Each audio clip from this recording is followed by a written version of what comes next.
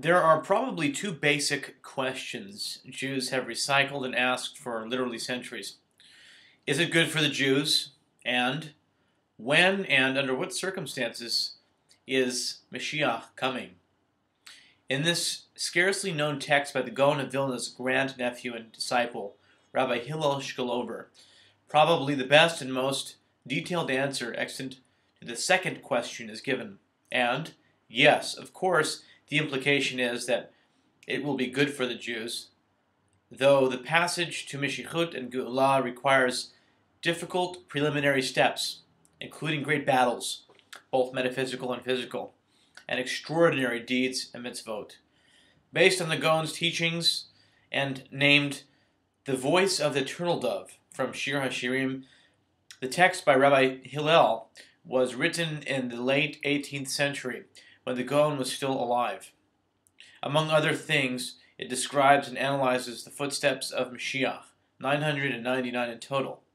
Throughout, one sees this Gaon's incredible mastery of the entire Tanakh and Talmud, and his Kabbalistic insights and Chidushim, especially his original Gematrias.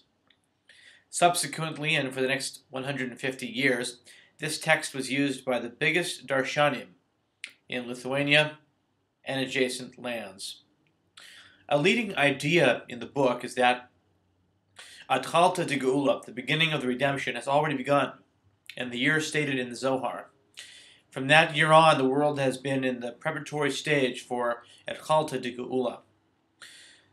The latter will ultimately occur in a natural, preordained way, indeed, with the ascent of significant rulers of the day, much as was the case when Koresh, Cyrus of Persia, 6th century BCE, declared that any Jew was free to return to his homeland and rebuild the temple. Throughout the text, we see the Gaon's theme. We have to make a distinction between Mashiach ben Yosef and Mashiach ben David. Similarly, he refers to two types of Geulah.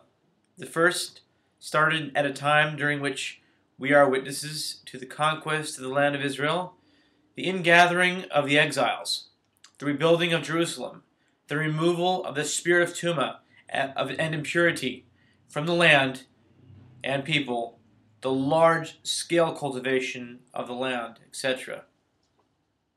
As one takes a look at what has happened in Israel this past century, one can say that many, though certainly not all, of the Gaon's requirements have been fulfilled.